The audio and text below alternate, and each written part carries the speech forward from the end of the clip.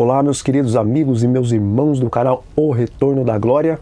Que a paz do Senhor Jesus, a qual excede todo o entendimento, repouse sobre cada um de vocês e que o Espírito Santo encha os seus corações de santa alegria.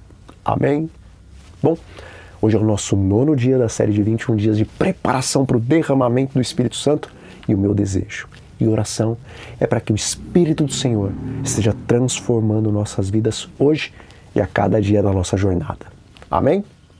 E antes de irmos ao nosso assunto, todos que quiserem, deixem o seu pedido de oração, porque diariamente eu estou orando pelos pedidos que são feitos nesse canal, ok? E dizem as Escrituras: mas recebereis poder ao descer sobre vós o Espírito Santo, e sereis minhas testemunhas tanto em Jerusalém como em toda a Judéia e Samaria e até aos confins da terra. Bom, depois de andarem por 3 anos e meio com Cristo, os discípulos passaram por uma verdadeira conversão enquanto estiveram por 10 dias orando no cenáculo. E ao final desses, a promessa do batismo do Espírito Santo foi a eles concedida. Embora Jesus havia dito que eles deveriam ser suas testemunhas até os confins da terra, conforme a profecia das 70 semanas de Daniel 9:24 a 27, eles ainda deveriam por 3 anos e meio apresentarem as boas novas da salvação quase que exclusivamente para os judeus. E, terminando o tempo determinado da profecia, após o apedrejamento de Estevão, os cristãos foram dispersos para várias partes. E conforme vemos no capítulo 8 do livro de Atos, descendo Filipe até Samaria, ali ele pregava o evangelho e batizava os samaritanos. Contudo, mesmo após serem batizados nas águas, os samaritanos só receberam o Espírito Santo depois que Pedro e João desceram de Jerusalém para Samaria a fim de orarem por eles para que recebessem o Espírito, conforme nós vemos lá em Atos 8, 14 a 17. Veja, nesse relato do capítulo 8 de Atos, nós temos uma aparente controvérsia com a tese que muitos pregadores defendem. Eles dizem: assim como Jesus foi batizado com o Espírito Santo juntamente com o batismo nas águas, todos nós, após sermos batizados nas águas, também recebemos o batismo do Espírito Santo.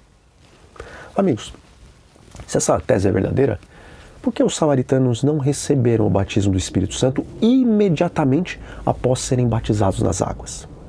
Felipe não os batizou com o batismo de João, mas ele os batizou com o batismo que Jesus havia determinado, em nome do Pai, do Filho e do Espírito Santo. Bom, o profeta Isaías faz a seguinte declaração: porque é preceito sobre preceito, preceito e mais preceito, regra sobre regra, regra e mais regra. Um pouquinho aqui e um pouquinho ali. Isaías 28:10. Ao estudarmos as Sagradas Escrituras, nós devemos vasculhar minuciosamente todas as partes do Antigo e do Novo Testamento para chegarmos a uma conclusão. E sendo que Deus também nos deixou o espírito de profecia, é nosso dever examinar as Escrituras juntamente com os testemunhos para que os assuntos espirituais sejam plenamente compreendidos. E falando sobre o batismo de Jesus, o espírito de profecia nos diz assim: ao sair da água, Jesus se inclinou em oração à margem do rio. Nova e importante fase abria-se diante dele. Entrava agora em mais amplo círculo no conflito da sua vida. Nunca antes haviam os anjos ouvido tal oração. Anseiam trazer a seu amado capitão uma mensagem de certeza e conforto. Mas não. O próprio Pai responderá à petição do Filho. Diretamente do trono são enviados os raios de sua glória. Abrem-se os céus e sobre a cabeça do Salvador desce a forma de uma pomba da mais pura luz. O motivo pelo qual os samaritanos não receberam o Espírito Santo automaticamente após serem batizados nas águas é porque Jesus também não recebeu o Espírito automaticamente após ser batizado nas águas. Jesus não passou por cima daquilo que o Pai havia estabelecido. E se o Pai havia estabelecido que para ser derramado o Espírito Santo, a oração da fé seria indispensável, mesmo seu Filho amado deveria sim suplicar por esta bênção antes de recebê-la.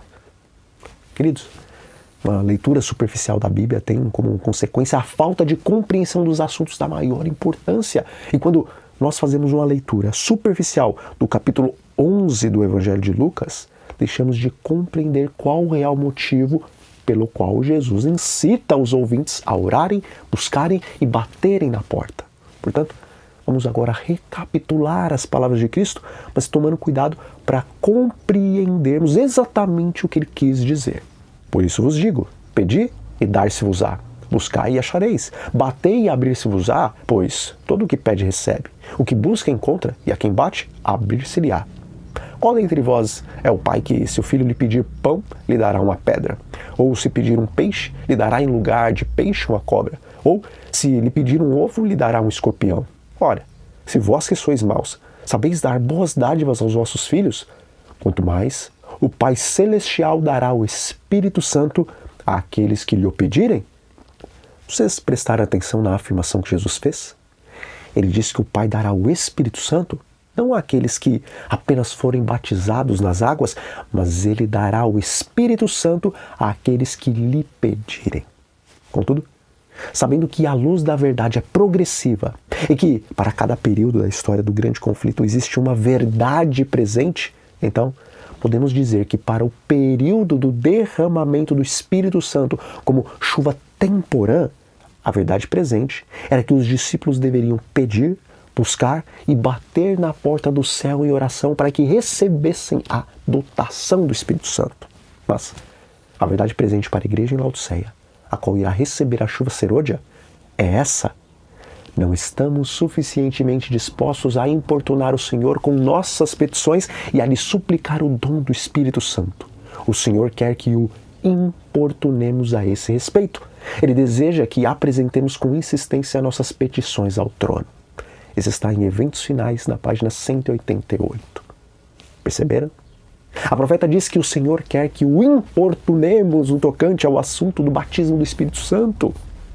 Veja, em minha infância eu era apaixonado por pão doce e toda vez que eu acompanhava minha mãe até a padaria, dificilmente eu saía de lá sem estar trazendo comigo uma daquelas guloseimas, porque eu sabia exatamente o significado da palavra importunar e eu fazia uso desse dom da importunação antes mesmo de sairmos de casa até quando nós chegávamos à padaria.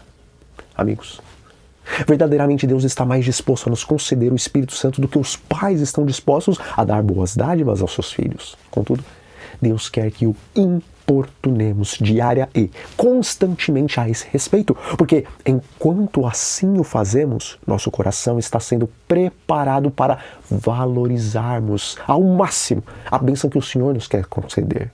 Pois, enquanto importunamos o Senhor, o nosso senso de necessidade do Espírito Santo vai aumentando mais e mais até o ponto em que nos tornamos conscientes de que sem o Espírito de Cristo, nada podemos fazer.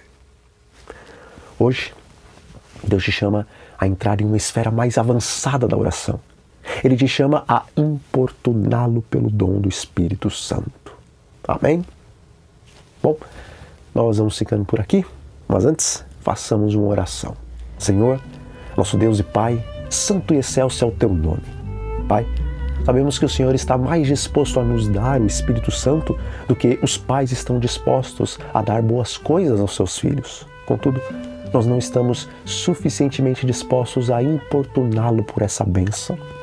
Coloque em nós esse desejo, Pai, e ensina-nos a clamar por esta bênção. Isso te pedimos em nome de Jesus. Amém. Então, que o Espírito do Senhor esteja enchendo os seus corações com a divina presença. Um grande abraço a todos e até a próxima.